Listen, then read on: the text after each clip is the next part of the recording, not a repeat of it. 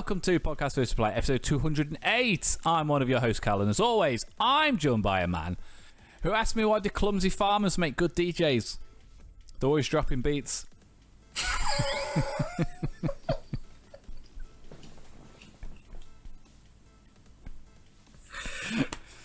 That was a ridiculous joke, and I didn't think it would make me laugh as much as it did. I didn't think you'd like that one. Dan. Hello. That's a callback, Dan. To an old ringtone? No, our old original podcast. Oh, right.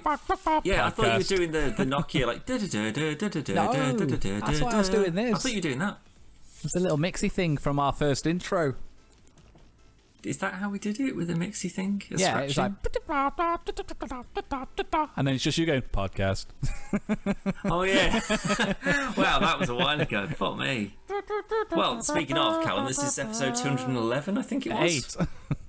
I've just said it. 208, that was it, yeah. How have we come this far? Nobody knows. If there was a lot more restrictions on the internet, it wouldn't have happened.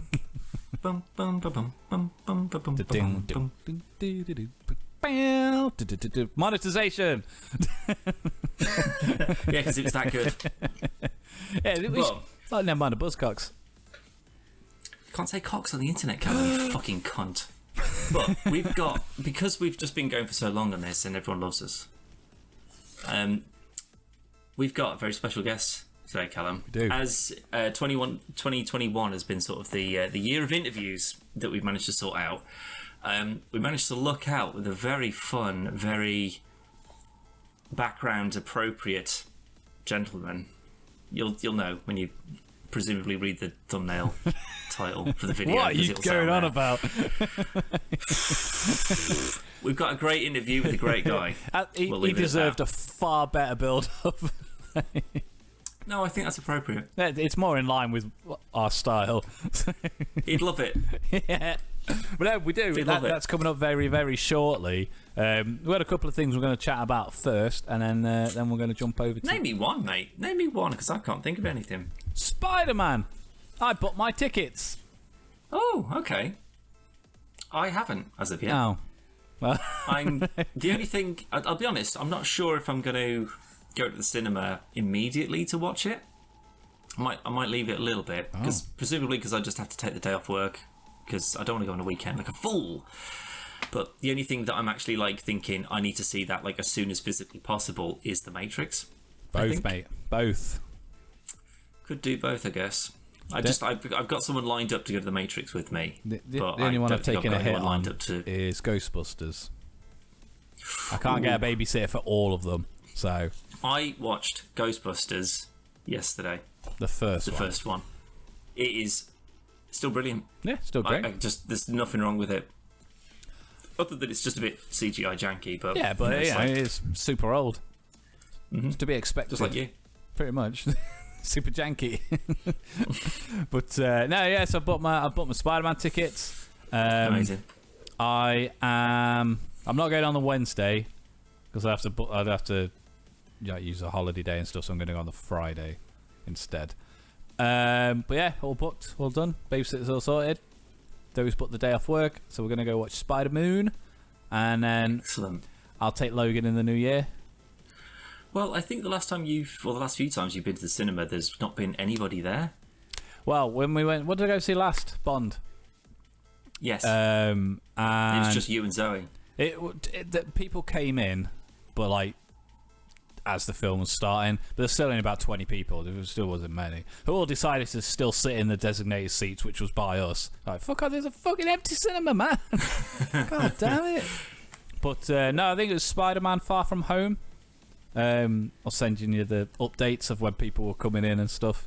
Because we got there quite early for whatever reason, but we got there really early, and obviously there was no one there. And then just as the trailers started, people started coming in. I'm like, God dang it. There should be a cut-off point. There should be, I think there needs to be there needs to be more rigorous policing in cinemas than there is. I will say, I wish I'd got there later for Bond, because we sat and waited. The lights were late going down. Then we sat for about 20 minutes of adverts. Then we sat through all the trailers. Then the film started. I think like the showing was like, I don't know, like 1 o'clock or something. The film didn't start till like 1:45. It was well late. And then it was about 17,000 hours long. Well, you got to pay for all those minutes of Bond, haven't you? Yeah, but it'd be like... It's all those paid promotion and whatever. It'd be like a really proper like Tarrant on TV style advert, absolutely unrelated, and it'd be like, this brand of electric car. Well, there wasn't even a car on the advert. Like, yeah, it's more about the feeling that you get from the car. and then the only one that did have was an advert for what's the beer that's in the new Bond film? Heineken? Could be Heineken. I'm not 100% sure. I think they've done a couple of promotions with Heineken, I think. Yeah, it could be. But that entire advert is an Aston Martin driving around. And then it's just like, Heineken, the drink and drive. Bond's beer. Like, well, you're just promoting drink driving in a very fast car. Yeah. Presumably, James Bond drinks and drives, but then he's also got a license to kill. Yes. So if he does run someone over, he can be like, "No, I've got." I think that's what it is. It's just like driving license to kill. No, I think it's just that if he hits someone on a crosswalk because he's had a few too many martinis or whatever, and they're like, "Oh my god, you killed this kid!" Like, "Oh, he was a terrorist." Yeah, it was the only explanation. Don't check his ID or anything. Probably a Spectre agent, young Spectre agent or something like that. Also, I've got a gun. Yeah, so fuck you. You try anything, I'm just going to shoot you because I've got a license to kill. Don't forget that part. I just watched him shoot that guy, terrorist.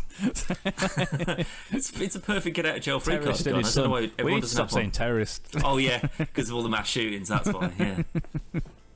But but the big thing I wanted to talk about, Dan, was a very big thing. I had a fucking tree fall over at the weekend.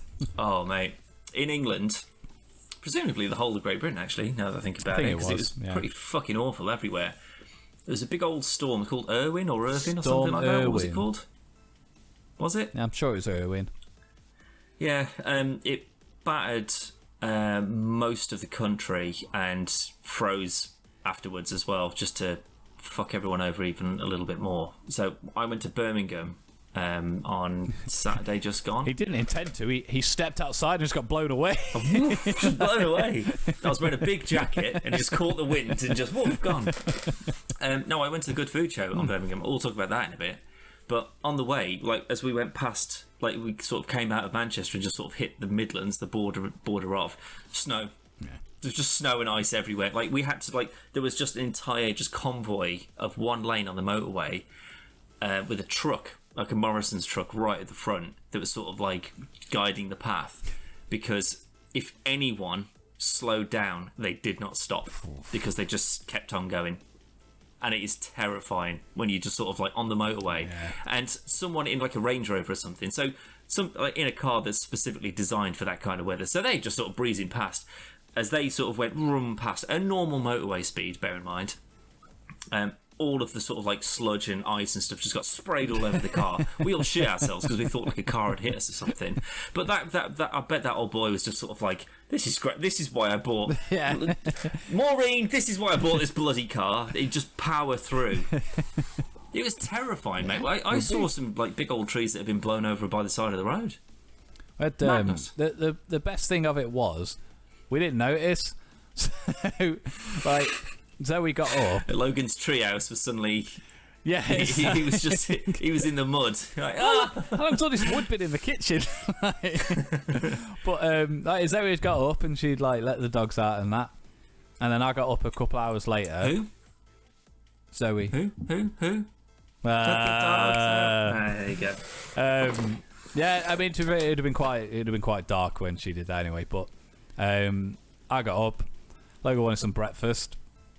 Chilled in the kitchen making his breakfast, took him in the living room, he sat down to eat, and it's very rare I have breakfast.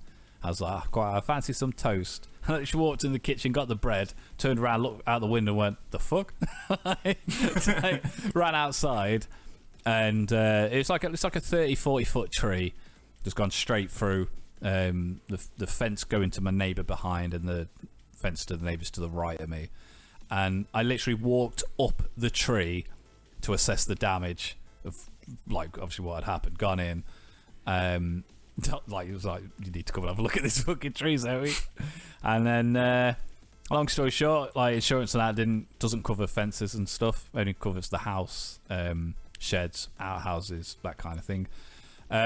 So annoyingly, it fell in the one direction where you wouldn't get any money back. Yeah, basically. I mean, it's the direction I wanted it to go. I didn't want it to come to the house. But you could have got a whole new conservatory in that built in. Yeah, I'd have nowhere to live for however long it takes. Stay with me for a bit, you'd be alright. Oh yeah, I'm sure I'd get to Logan to and from school with ease.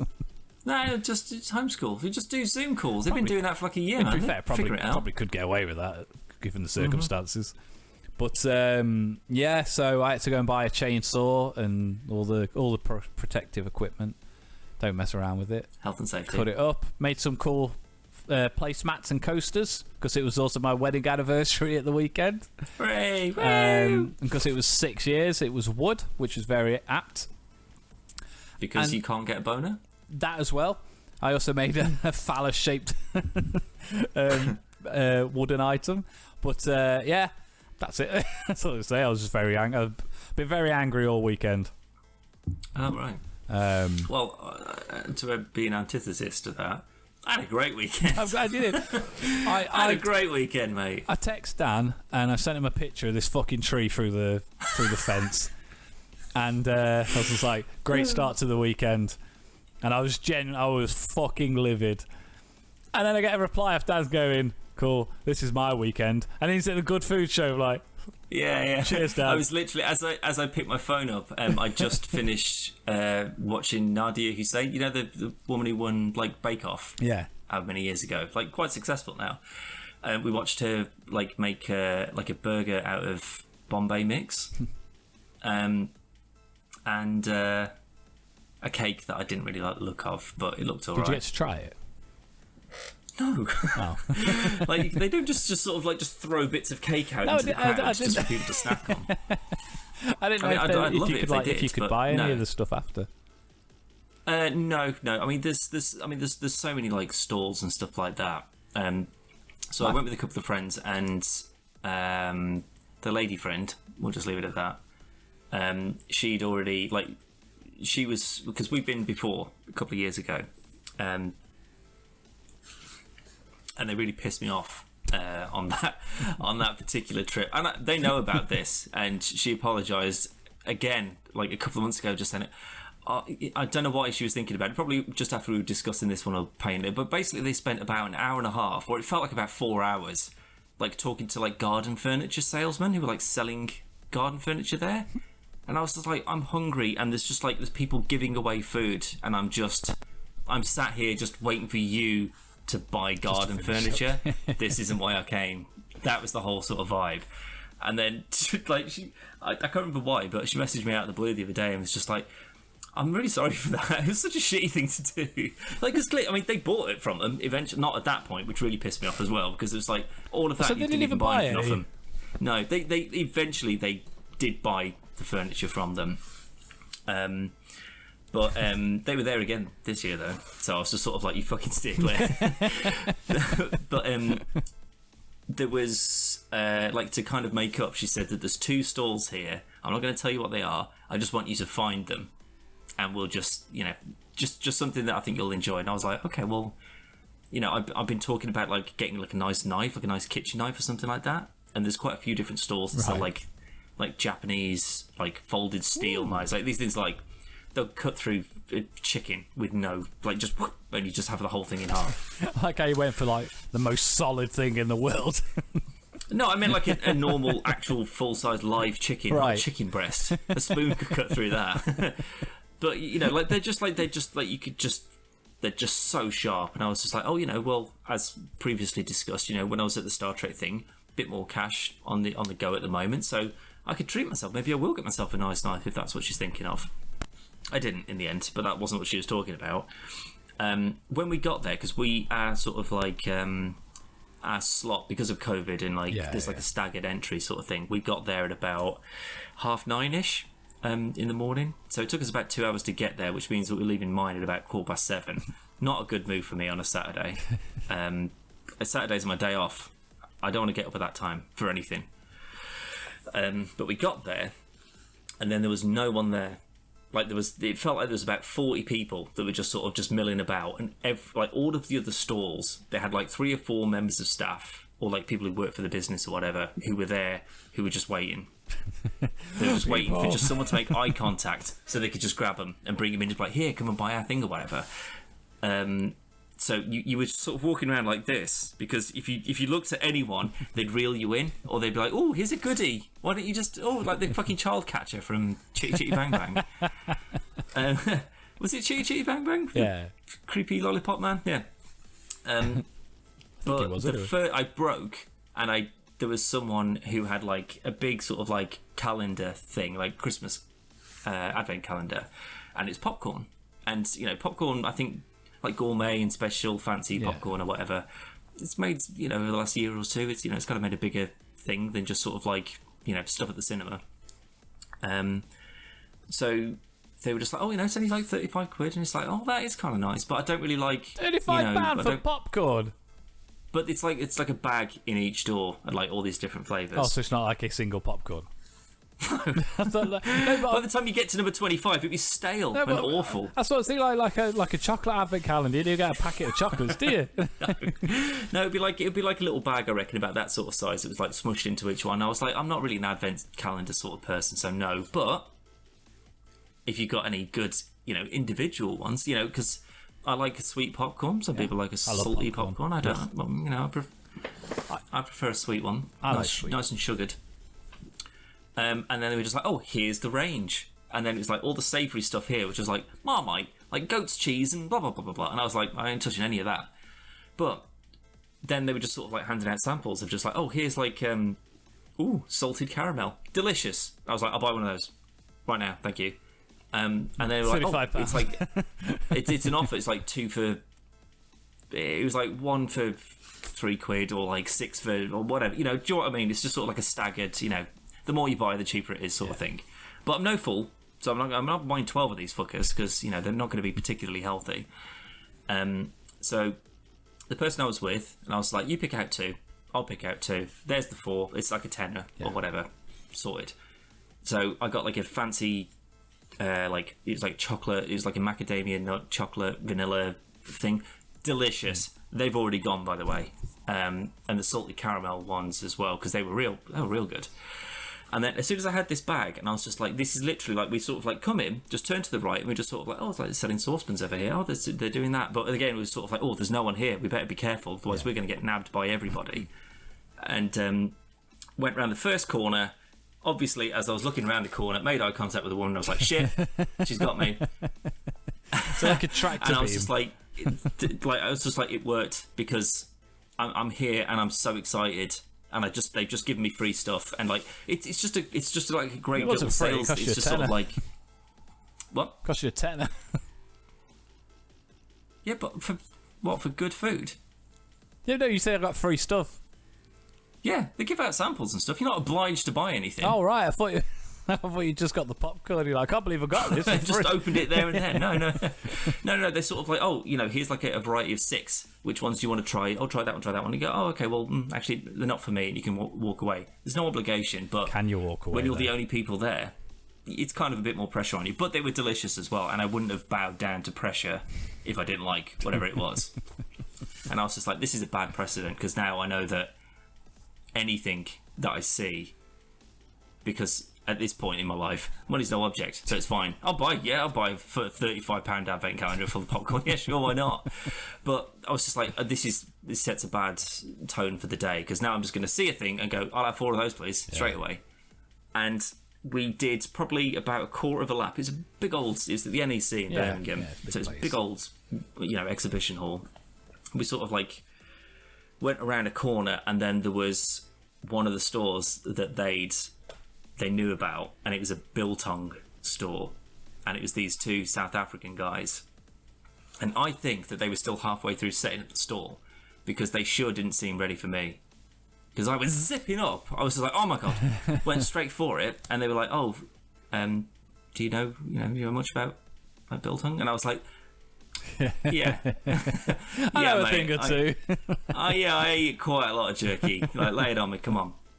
And then, like, they fucked off like after a while. I think it was just a reversal of what happened. I wasn't there for like 4 hours though. Come on, but it was just like I'll try every one of them, and the ones that I'm into, I'll buy them all. And then bought like a Graze box that had like dried, like it was like salted, like snow salted almonds and. Like dried mango, and then like this stuff called mangosteen, I think it is, like some berry that was made into a juice. I like the Grace boxes. I said we get Grace boxes delivered. Well, it's not from that company, but it's the same kind of thing. It's just filled with bits to eat, you know. So I bought 5 bags of biltong. So there was like an original and like a chili. They had do you know what a California Reaper is, Callum? I do, because we had a it's like jelly beans, but it was all peppers, and you have to spin the thing, and it lands on it. And I realised if you don't bite it, there's no taste. So it was landed on it, and I had a California Reaper, and I was like, you swallowed it. Just swallowed it. I was like, it's fine. And then Logan had it. He's like. It's like the hottest pepper in the world. Him and Zoe were just like demolishing like milk and water and stuff, and I was like, it's fine. I don't know what the issue is. Well, they had it was a California Reaper biltong that they made, and I was just like, ooh, okay, yeah, I'll try a bit of that. Go on then. And then they gave us sort of like, you know, like 3 or 4 sort of bits. Let's just call them strands. Yeah. They're not, but whatever. Or chunks, sure. So they gave us sort of 3 or 4, I think, to share. But I know that my friends, they're not really into it. But, you know, I offered it out anyway, and they were just like, no. Because as soon as he said, like, oh, California Reaper, I was like, I know what that is. That's like the hottest pepper in the world. Like, what are you talking about? And so I just downed the whole thing. Ugh. And, like, they said that it wasn't just sort of like they just grated 50 of them and then smushed them all over or something. Like they've experimented and got the blend right, so it's not. Yeah, so you get the flavour crippling. more than the heat. Yeah, but it's just a super intense spice flavour. But it doesn't burn a fucking hole through your throat or whatever. So I bought some of that because it was delicious, and they had like some caramelised red onion jerky, which is amazing. And to the point, Callum. Obviously, all of this got eaten the day after I got back from there. It was all gone, all of it. I've emailed the company and said, I've looked on your website for some more of this stuff and you haven't got it. What you playing at? And they've emailed back and we're just like, oh yeah, we made it for trade shows, but now it's so popular. Like we're going to have to start like putting it up on the site. We'll let you know. So I'm hoping to cultivate a relationship with these people. I want them on the podcast. Yeah. I want this podcast to be sponsored by I Am Carnivore Biltong. Look them up. Buy some shit from them because they're fucking amazing. Everything else didn't compare to that. It was amazing. See, as I don't like spicy food, I think I'll give it this. Yeah, I could just swallow it straight. Yeah. Sorry? Let's go just swallow it straight without chewing it. You're missing the whole point of it, really. But it's the juiciness. It's it's great quality meat. And stuff. I like jerky. I just don't like spicy. It's not. I don't like spicy food. My body can't handle spicy food. Some people they're not programmed for it. You know, but I bought a bunch of other stuff. There was another brand. I'm just gonna plug all these brands because I actually bought from them because I fucking like them. But I sent a picture of it to you and Zoe, I think, as well. There's like a dairy free, basically just sort of free of everything called cocoa. It's like a milk, it's like a coconut milk, and I could not get over how good it was. Like, because as people may know, I've been sort of eating more healthily and whatever. The cider and the jerky probably don't show that, but it's treat day. Fuck it. But I've been drinking. Well, I haven't been drinking. I've been like making smoothies or whatever with like soy milk, like just protein, like plant protein milk. Never drink it on its own. It tastes like the inside of a dog's arsehole. Yeah. It's just like it's like it tastes like the cardboard it's served in. It's awful, right? Great for making smoothies and milkshakes, though.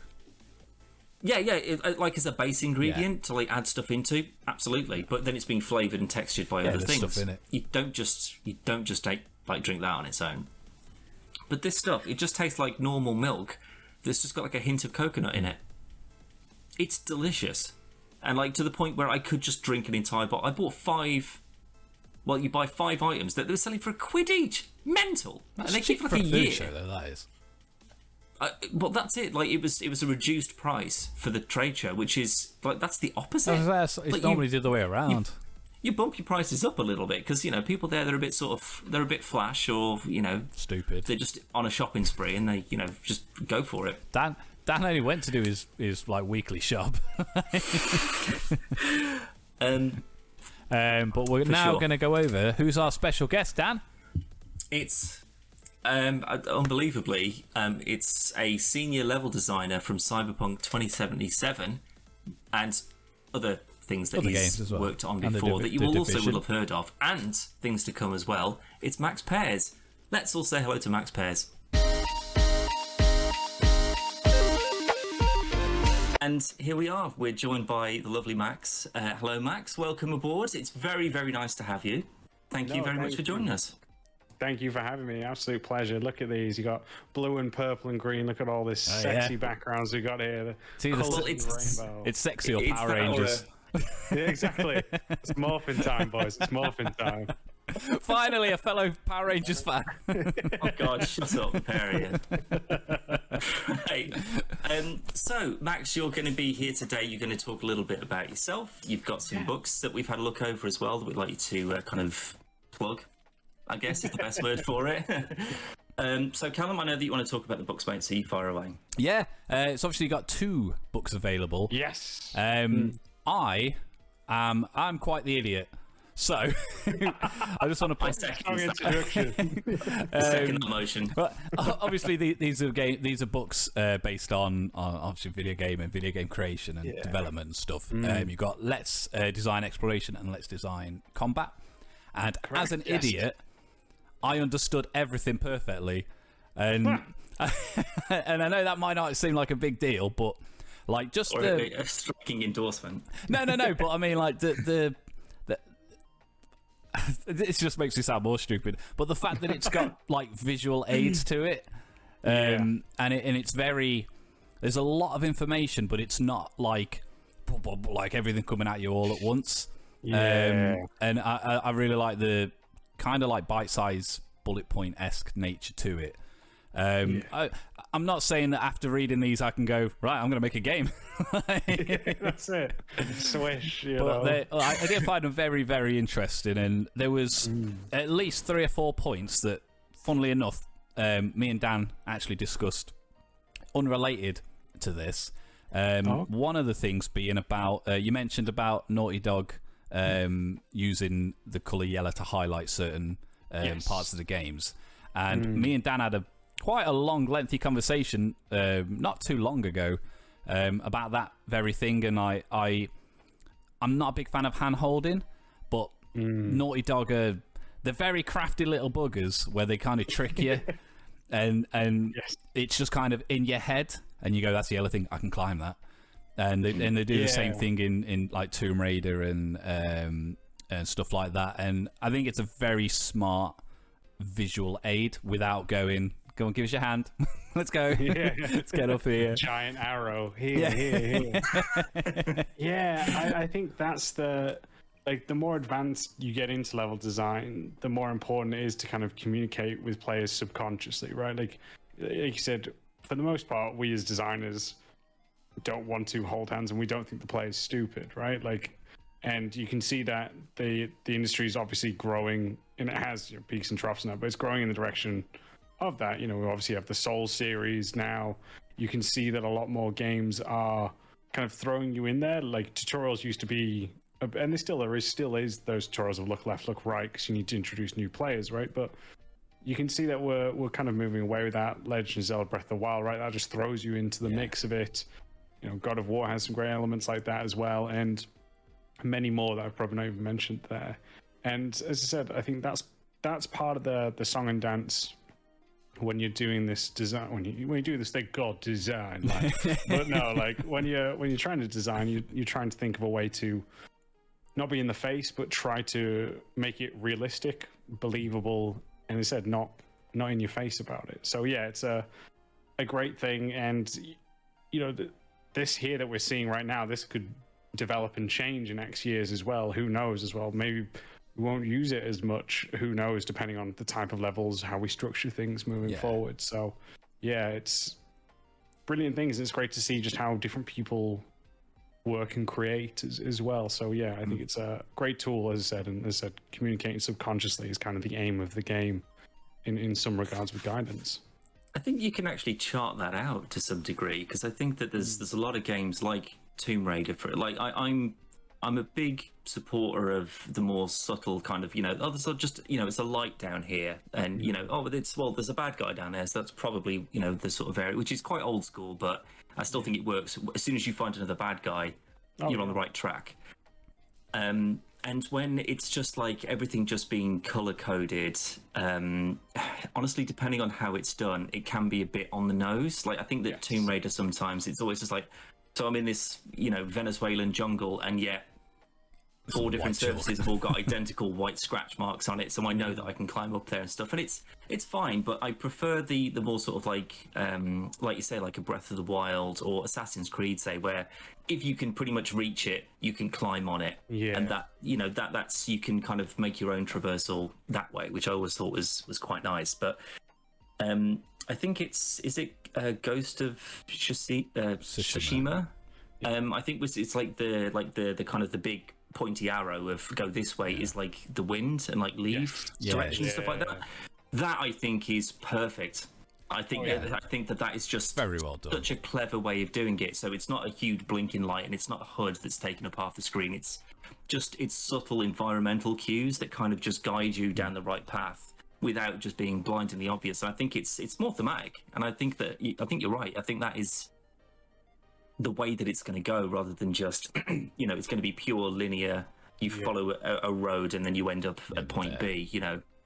But I mean, as a level designer, then what's your goal? I mean, are you trying to help people to reach the objective, or are you just trying to make things as open as possible for people to figure it out for themselves?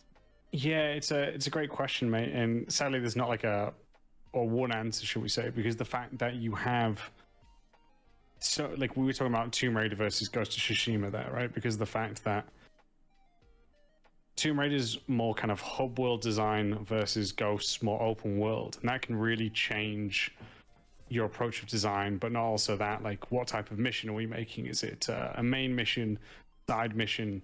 All of these will impact how you design. The most important thing that we're trying to design is obviously the player understanding what their objective is and how to complete it, right?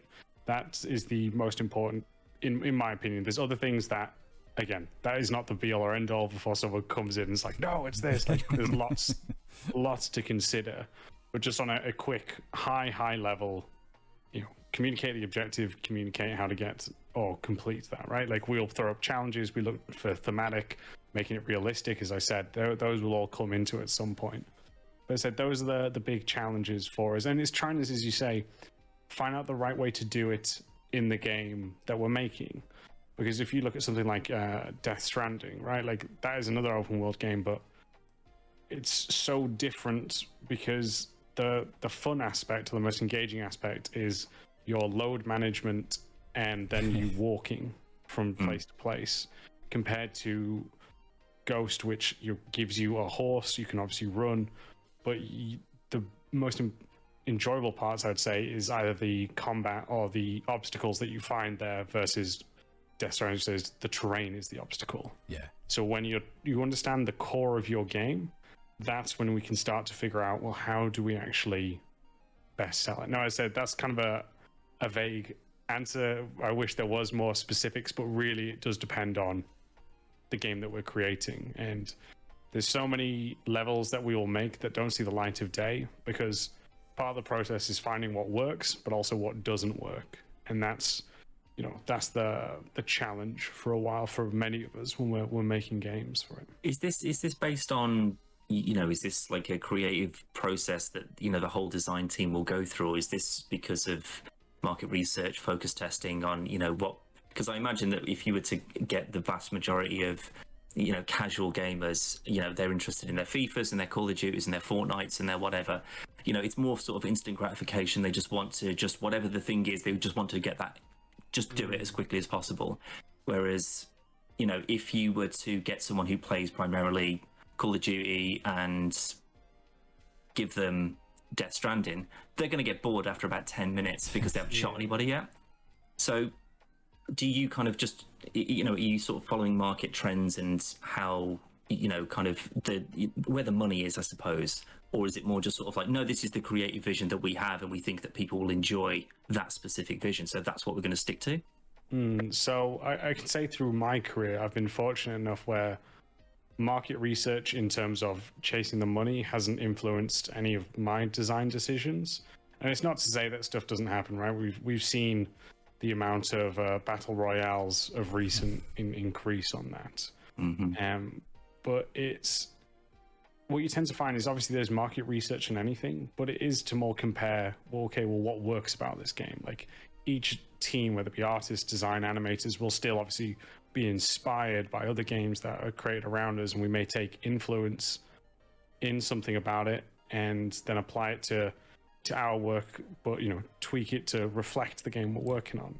So for me, mostly throughout my career anyway, it's always been for the good of the core of the game.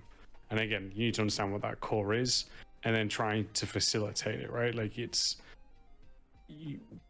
we talk a lot about core pillars, which I think is really important. That should be 3 to 5 points of what makes your game. And you can go look at any game, like let's do Last of Us. So crafting, story, AI, let's see, and the infected is probably where I'd say.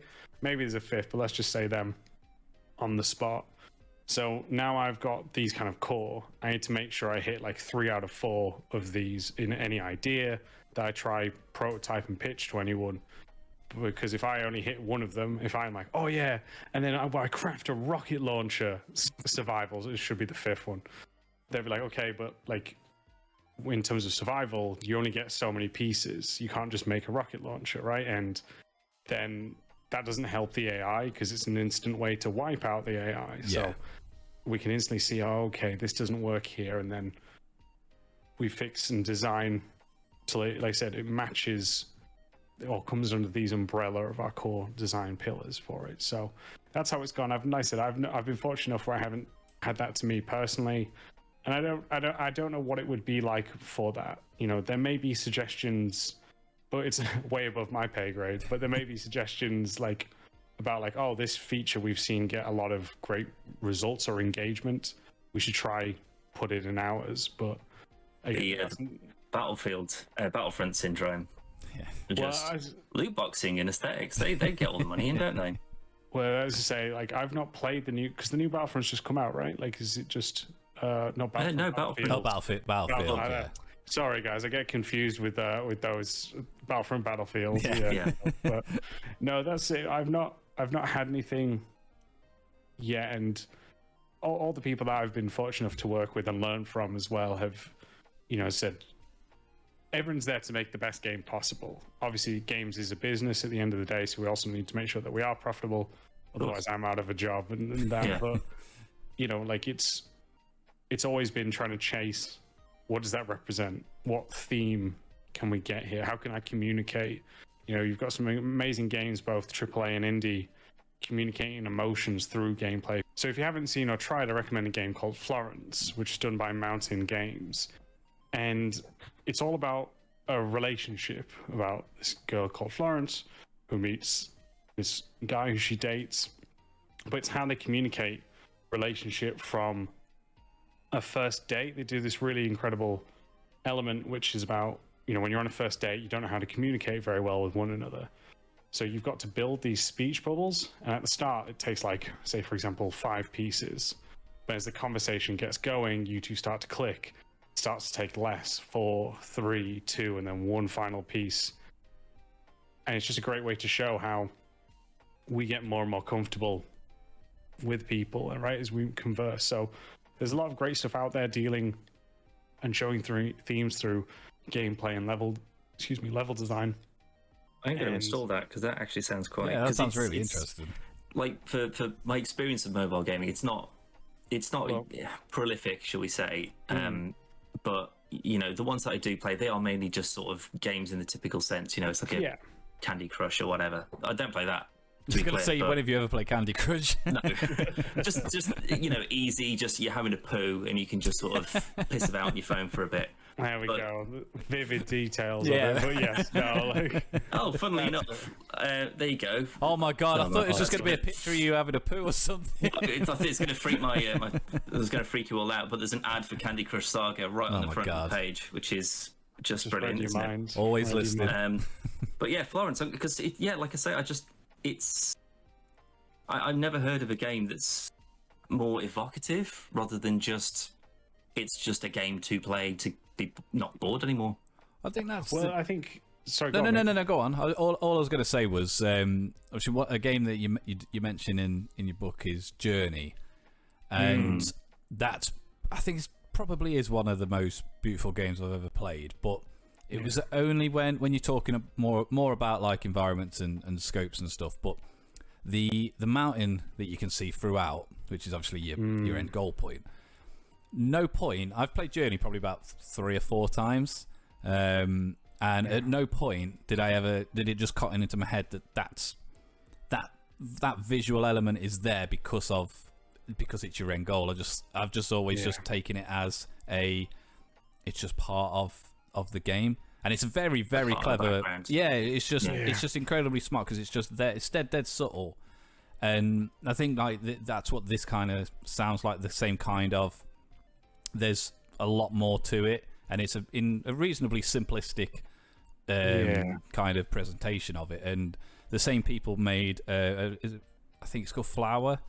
Yes. Really, just petals just swooping about, flowing through. Yeah. And again, it's a really really gentle game. I don't like it as much as Journey, but that's to me that's just off your description of it. That's what this sounds like. No, you can find it in the same category, right? Where it is a bit of more of an emotional direction that it pulls you in, and that is really part of it. As we said, that's what's great about games, right? We have those ones that can just entertain us for the sake of entertainment, ones to help us communicate with our friends that, especially during COVID, right? We can go hang out with them, play MMOs, Call of Duties, whatever that we as a collective are into, and then we can have these solo journeys which make us think and feel like art. So depends what you're looking for.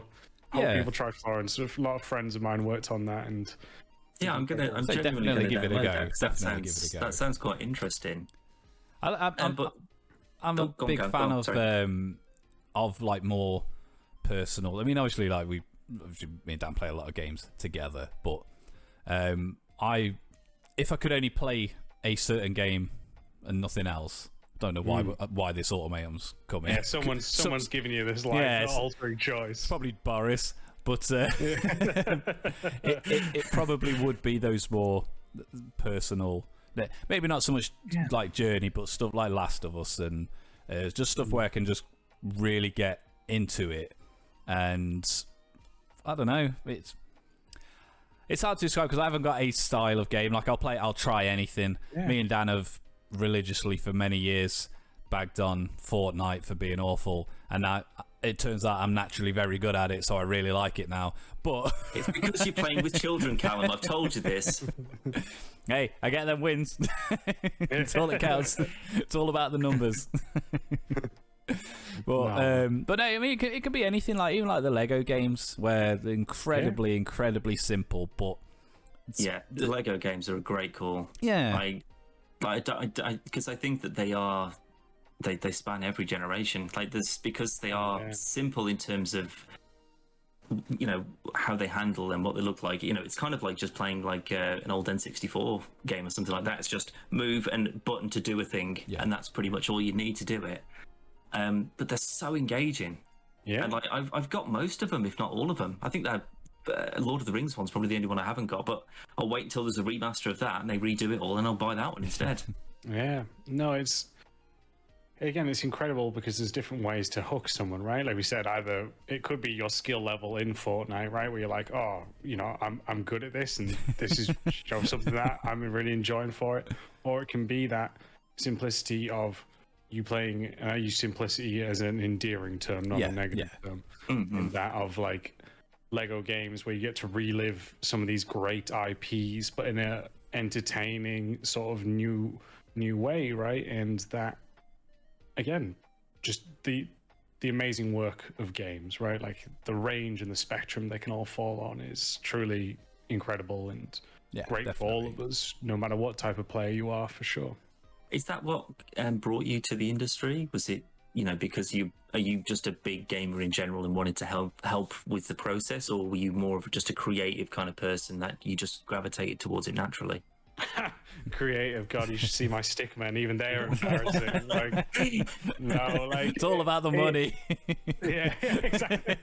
You can tell this by my lavish green screen and technical difficulties. I'm rolling in money, but no, it came in kind of twofold for me, honestly. So we're gonna go a little bit heavy here, so I'll try to keep it a little bit lighter. Don't worry, I've got the booze. I'll be all right. Anyway. So the first one was playing Metal Gear Solid and just watching my dad and my uncle play, and it was the boss fight with Grey Fox. And nothing's cooler than a robotic ninja. For I must have been 6 or something. So, and then just seeing the fact that my dad was pressing something and it was causing a reaction on the screen, it's just like, what? You're fighting right now? And then for me, I lost my mum when I was 8, and I really went into games as a form of escapism. And I think for me, it was seeing how they made me feel. There's a great one, Final Fantasy VII Crisis Core, which I was a huge fan of. ESP. Excellent. And they had this, I think it's called DMW or something, which is supposed to be a mechanic to represent your emotions. And once you met new people, it was basically like a slot machine, but it'd be these people's faces. And every time it would line 3 up, it would trigger a memory with them. And then this would either increase your stats or debuff you depending on it. And I loved that kind of communication. And I think for me, it was a combination of this, wow, you're part of the story, right? Films can play whether we press a button or not. But with games, you have to be involved in the most part. And then, as we just talked about, we've seen games come leaps and bounds to where they once were and emotionally impact us as players, whether that is just joy of winning, Fortnite match, or through an emotional journey from Journey, right? And that for me is what inspired me, is that it's a new age of communicating incredible stories and hopefully reaching people in some emotional level and some way to help them think or process what's happening. Interesting that, because I don't other than really well written stories and characters that you just kind of get invested in, like you say, like Final Fantasy is a perfect example. I think when I played Final Fantasy VII, when that was actually on the PlayStation when I was a kid, that kind of changed my whole perception of what games were or what they could be. This was more than just a button masher or whatever. There was real sort of heart in it. But there's only, I guess it's maybe it's just poor choice or not looking far enough on my part, but there's not a huge amount of games these days that kind of actually get me involved or think I need to play more of these. But the one that kind of took me the most off guard was probably Ori and the Will of the Wisp. I hadn't played Blind Forest, and then because of Game Pass, we love Game Pass over here.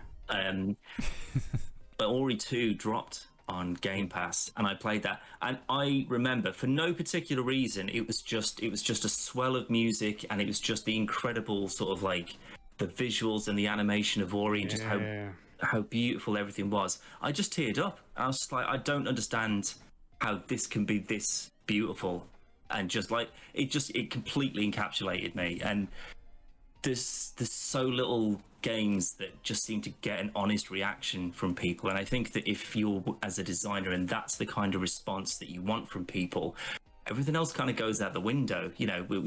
What was the rating on Rotten Tomatoes doesn't matter. What was the Metacritic score doesn't. How much was the cost? Blah blah blah. None of that matters as long as you actually start to draw people into that world and get them feeling something, whether that's a good or a hatred towards a certain person, or that's what makes a them thing that special, happens in a though. world. I think if you had that, if you had that feeling for every game, like Ori wouldn't be special. And there's a game that springs to mind, and I've definitely spoken to Dan about it before, and I'm pretty sure I've mentioned it on the podcast. But many years ago, when Knights of the Republic 2 came out, I'd been playing it for a long time, and it was about like 3 or 4 in the morning. And spoilers for a 25-year-old game.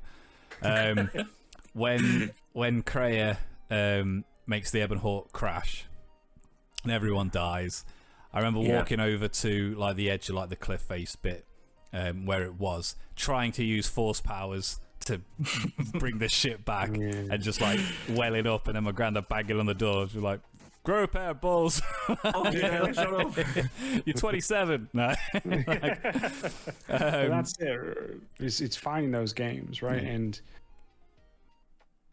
when you do find it, it makes it more powerful for us. And but again, it's hard, right? Because you mentioned there, right, Dan, how it's hard to find that, and part is adults. There's time. Another sad thing is we become more of a cynicist as we get older, right? Like we have that.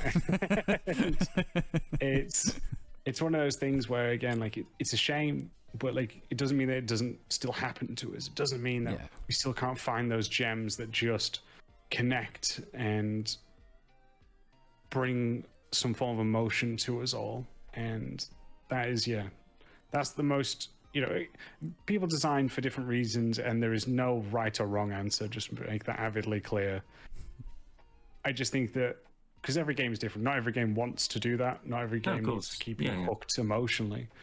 But as long as you're getting some reaction from the player, and it's the right reaction you're after, I think that is the most amazing thing that we as developers can do, and what we all strive for.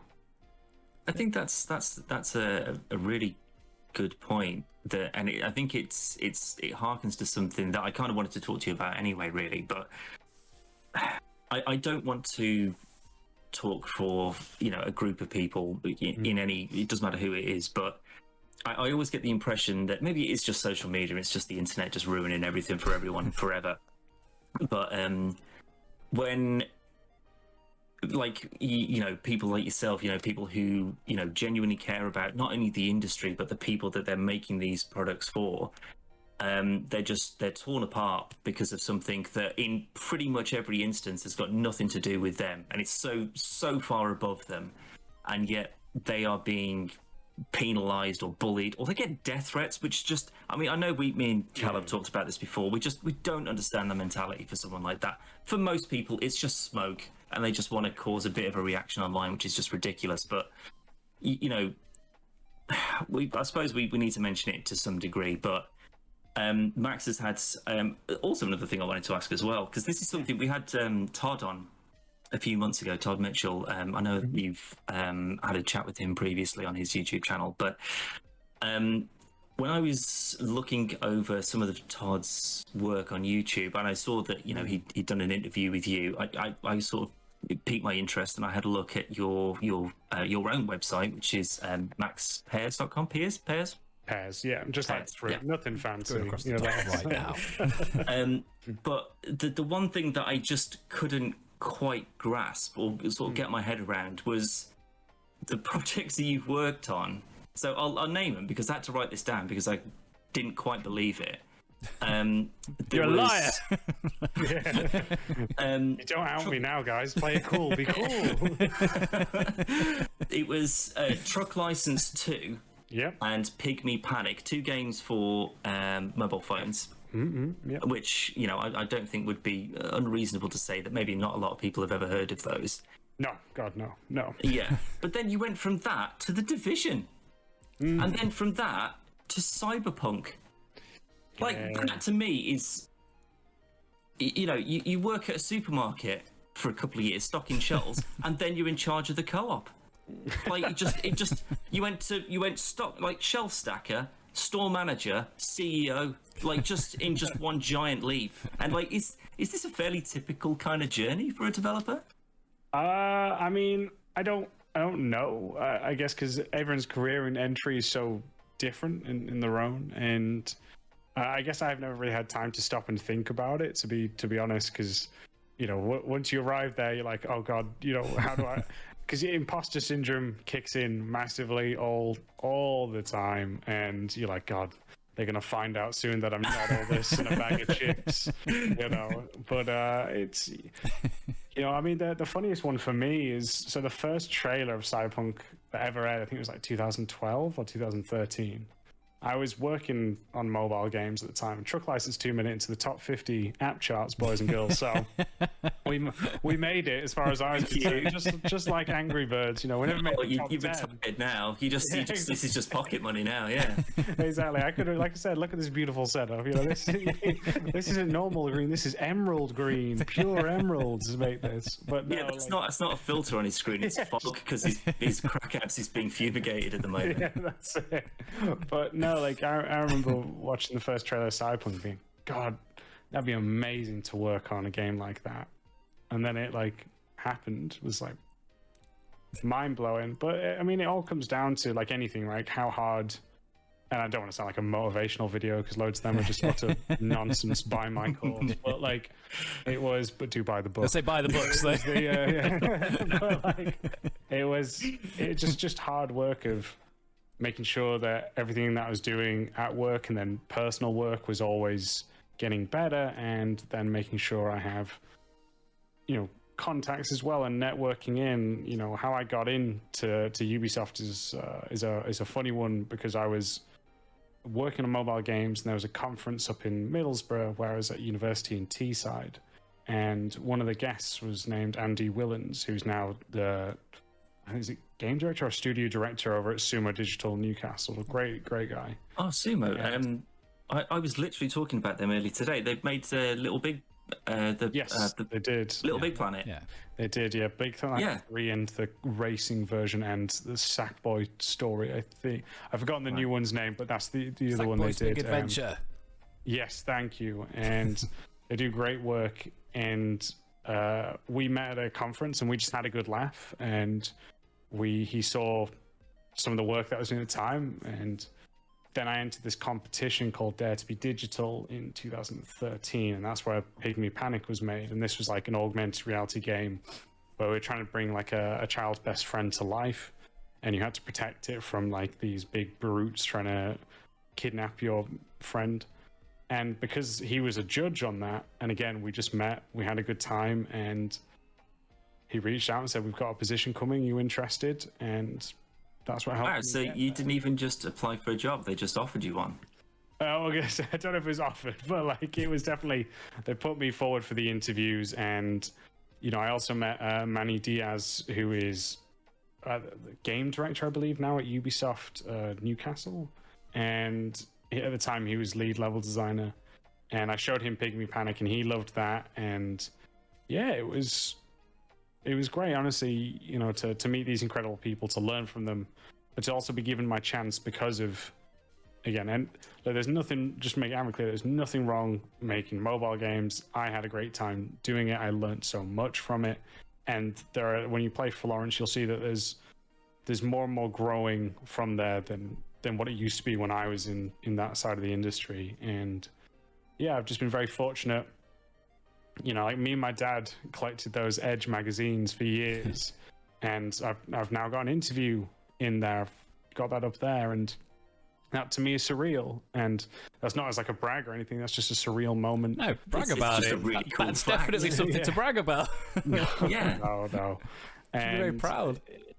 It's nice. It is nice. But like I say, I don't really stop to think about how my career's changed, shall we say, over the time, just because there's always something more to learn. There's always something to improve upon. I am not the finished product, and I have so much to learn from so many more incredible people that are far better and smarter than I am. And I just, I'm still chasing that 9 out of 10, 10 out of 10 game, which makes people feel. So that's what I'm personally still chasing. And there's still a lot for me to learn and get there, and that's what motivates me. Where do you see that? Because I mean, in terms of working as a senior level designer on Cyberpunk, I mean, that is a game that is one of the most hyped of the last few years. Yeah, rightly or wrongly so. Me and Callum, we've talked about it on numerous occasions. Yeah, I really liked it. I mean, I'm not going to lie and say that it's 100% perfect because, nothing ever is. Yeah, but even your 10 out of 10s, 100 out of 100, like, they're not perfect. There'll be something that there's always going to be. Yeah, there's never going to be that definitive version of a game. But in terms of just how big of a project that must have been, and how much was kind of riding on it, and how much exposure it had for everybody, like, would everything else seem below that kind of excitement train, or does that even matter to you? It's a strange one because like I got to experience E3 twice because of that, and like I was there when the Keanu Reeves. Oh, no way. So like we lost it when we were watching that. Yeah. We did. Yeah, we recorded that live and watched that, and when Keanu came out, we just couldn't believe it. Yeah, I was honestly surprised. What a trooper, to be honest. And but like I was there for that. I got to go to Tokyo Game Show as well, and like these are things that like I dreamt about as a kid growing up, being like, God, and I get to present a game that I'm working on. Like it's a strange thing because like there will probably, I mean, I don't know, but especially like that's a new IP, right? It's not like a sequel or something, and like it's only now where I've worked on a sequel of a game because I'm now at Ninja Theory, and I mean, I don't know if there'll ever be a new IP that has that much hype around it. But again, like for me, that doesn't matter per se. Like it's great to see that, right? Like because it warms you up when you're seeing people react. The reactions you got, the kind comments you get is great. It's awesome. But yeah, like that's kind of just left it where it was. Like I've now left the company, and again, no bad blood or anything. Like it's just a change of job. Just make it avidly clear this isn't any, it's just me changing jobs, and just like anyone else does in their day-to-day life. And it's just I'm excited by different things and learning. Like honestly, like I said, that's a chance to work on something that could connect people differently, and the chance to do something different is what inspires me, honestly. So yeah. If there's people that sorry man, no please, if there's people that, because you're not going to be alone in terms of people's actual talent being able to be like, I can't draw, I can't do anything, as viewers will no doubt know. My old housemate, no, shut up, Callum.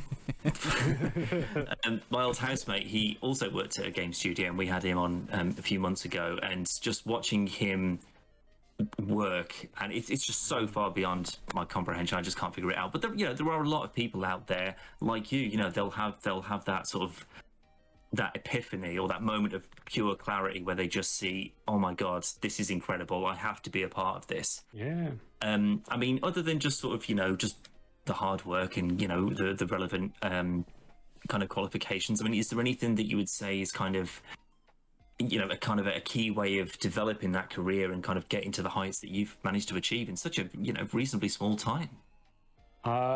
Yeah. I think for me, I think it's just about making stuff, whether it be levels, environments, games, whatever it is, like, and trying to make as much as you can. And you don't have to release everything. Let's make that avidly clear. Like, you won't, because it takes something from start to finish is an insanely long and painful process. But just constantly creating and, like I said, learning is the most important thing. So having stuff you can show, having ways to build, bringing attention to yourself in a positive manner, not in a negative one, but like will help you. So, like I said, even even now into the industry, I'm still making stuff like personal levels, like learning how to use different software. And it would surprise many of you how bad I suck at new said softwares. But that's just part of the process, and there's nothing wrong with that. And it just takes my time. So I suppose it's part of the industry as well, though, with how fast technology moves at the moment. You know, some of the... I'm assuming you saw like I think it was the Unreal 6 demo that they showed. Oh, 5, yeah. 5, sorry, it was, yeah. It's just, my brain can't figure out how anyone would even begin to do that. Like, just having it look... And then in 5 years, games will be out that look like that. Oh, yeah. And think about what games will be pushing from that 5-year point, right? Like, it's always something crazy out there. Now, boys, I don't know if you've got any final questions, because it's getting late here and I want to go spend time with the missus. So, you know, absolutely fine. Absolutely fine. You know, but no, do you have any final questions or anything that I can answer before we wrap up? I am fine, but I'll link up your websites and bits and pieces. So if there's anything you want to say, mate. Long top. No, I'm good. You've done more than enough. Thank you for joining us. It has genuinely been a delight.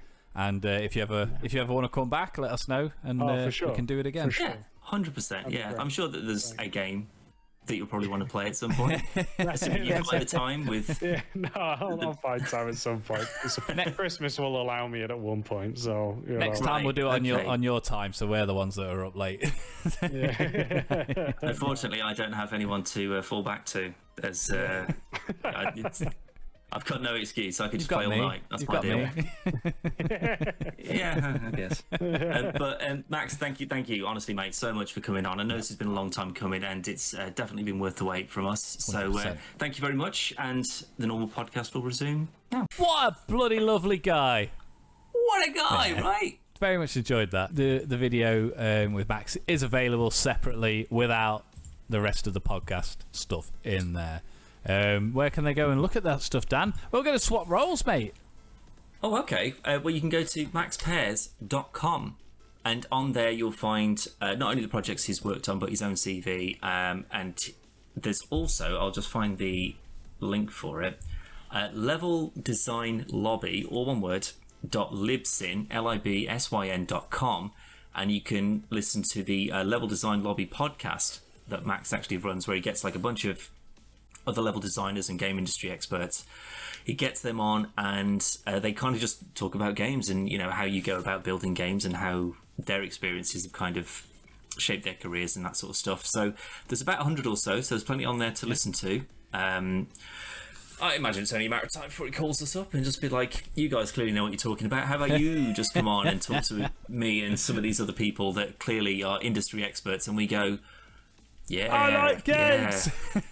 Just make them better and cheaper, you fucking idiots. Have any of you guys worked on Excitebike? Then I'm not interested. Goodbye. No, what a nice guy, though. Yeah, incredibly nice guy. Very much enjoyed it. We had we continued the discussion after we finished recording. Hopefully, going to get him back on for something, whether it's another podcast, whether it's play a game. I don't know. We'll have to see if our schedules realign. But hopefully very so, much, because we sorted this out. A long time ago. March, long time ago. April-ish, because initially we were going to do something in June, and it was actually when I was at the Star Trek convention the other day that I finally, like, everything, that just stars had lined up, and eventually I got confirmation. It was like, yeah, Thursday we'll do it. For some reason, Callum, I said to him it was last Thursday, and I don't know why, because that wasn't what we agreed by a long shot. I know, but and then he emailed me. I put the time off. Obviously, it didn't happen, so I ended up cancelling it. But thank God. That's why I texted you. That's why I texted you to say, take the like, day off and come up and kick my fucking head in for wasting everyone's time. Text you is like, I couldn't believe it. I was just like, I've been waiting for fucking months to get this guy on, and he seems so nice, and he was just so open. He was like, yeah, I'd love to come on, and blah blah blah. And then I fuck him over. I just hope to God that he didn't cancel it. Not that we're worth cancelling anything for. Let's just be clear, but if he just planned to have a nice poo and watch Rick and Morty or something, and we threw his whole evening out because of me. You threw mine out. In my opinion. Because we specifically said he'd give us like a broad scope of dates. And I was like, I can't do that week. It'll have to be the week after. And then I saw the emails. I was like, I'm gonna have to book the fucking day off then. Well, I book half a day, sorry. And then texted you. It was just like, we're still on for tonight?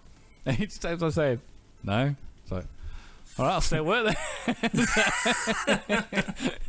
I was like, yeah, so all right, prick. I nearly fucked it up for everyone. But I mean, again, it's very much like, I know that he's incredibly busy, and obviously we only have a few hours every other week to squeeze in, to do stuff together. So all I can do is just say thank you, Max, for joining us. It was a pleasure.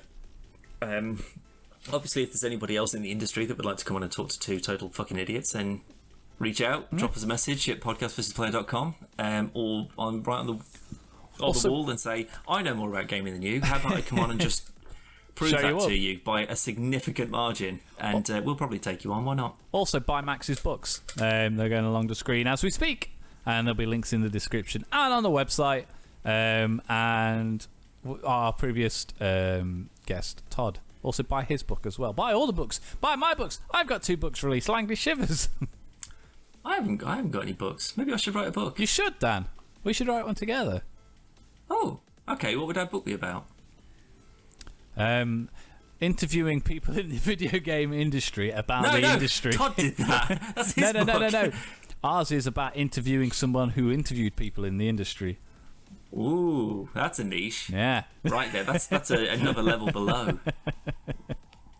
Well, yeah, we should. In all seriousness, please head over to all your good. It's the iTunes books, whatever the fucking hell the store's called on iPhones and iPads. Apple iBooks, I'm guessing it is. Google Play, Amazon. It's on the Kindle store. It's on the Blurb bookstore. Langley Shivers. Oh, you're talking about your store? Yeah, I don't give a shit about anyone else. Just talking about sell mine. Right, okay, sorry. The first one was rated 4.5 out of 5 by Ubisoft Books. Just saying, putting it out there. All right, mate. Jeez. That's on my LinkedIn. All right. Christ, we believe you. Anyway, it's been a good one. It's been a long one, but it's been a good one. And feels like it's been a well-earned one. It has. But we've got at some point, because I know that we've mentioned previously that we've got a kind of a very exciting guest on. Not that all of our guests aren't exciting, of course, but for various different reasons. But with the projects that Max has been working on are a bit more sort of like in the public eye, shall we say. So we didn't just want to sort of badger him about Cyberpunk and, what was going on with the release of that. I mean, to be fair, there was still a whole bunch of shit that we wanted to talk to him about, but his time is precious, and so is yours for listening to this. So, we can't just go on forever and ever and ever, even though it makes... I feel like I am going on forever and ever and ever. But we've got plans in the works to get another, what I would class as high-profile guest. As all our guests have been so far, apart from Zoe, probably. It's not really a guest. And I'm quite excited to get him on because it's someone that we've had correspondence with for a few years or so, on and off, long like time, very intermittently. But someone who's high profile, shall we say? Yeah, massively high profile. People that may have actually heard of. Somewhat of a social media kind of gaming social media kind of person. Yeah. So it's all still a bit up in the air, and again, everything just needs to line up quite perfectly. But I enjoy these, Callum. I like having an expert on of the day and picking their brains about certain things and talking to them about what we all know and love. It helps that they're nice, pleasant people as well. Like we've yet to have a dud where it's kind of just been, come on, I really want to get this over and done with. Like David Blaine. Yeah. Or an Avril Lavigne. Remember that interview on This Morning? Yeah, I love Avril Lavigne. Just didn't Lavigne. answer any questions and... What a prick. There's an interview with Simon Amstel, interviewing Avril Lavigne. I think it's on like Pop World or something like many, many years ago, when she's going through like a teeny angsty phase, and she's just like, and he's answering, like, he's asking all these questions, and then she's just nothing, and it'll come back, and he'll just go, and he'll just look at the camera and just go, It's really funny. Find it on YouTube. It's fucking hilarious. I will do. It's yeah. super old. He's just like, okay. But no, But we'll it's try very and do good. some more of these anyway. But that's Yeah. more than enough for this week. So Callum, thank you very much for attending, Yeah, thanks. It's all taking right. part in the whole situation. Thanks, mate. Always a pleasure, sir. Always a pleasure. And we'll see you on the next one. And as always, check out the website www.podcastforthisplay.com. All our other podcasts, interviews, let's plays, game shows, animations. There's probably some old giveaways that have already expired, but check them out. Sure, why not? And we shall see you on the next one. See you later. Bye. Tase them. Can I test? Callum, you are a police officer. You cannot do that. No, Callum, put the gun away, for God's sake. Can I lean out the car and shoot? No. No, Callum. What if I It'll just suspect end them, it though? for you. You cannot do it. What if I suspect someone Callum! doing something? Fucking listen to me. Our car is on fire, Dan. Dan, he's They're fleeing. fleeing, Callum. He's fleeing. Get the taser out. Callum, get the taser. Get the taser. Get the taser. What Now's number's the time. taser? Breathe a pistol. Number 2, and then point it where.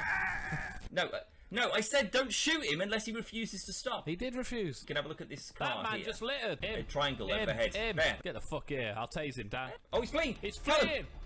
pull that taser on him. Make him stop. Please freeze. Freeze. Oh, he Shoot froze. ya. He froze. That's it. Show me your ID, you fucking scum. Oh, she's fleeing. She's fleeing, Freeze. Dad. Get her. Freeze. I tased her. I'm not having any of I that. tased her.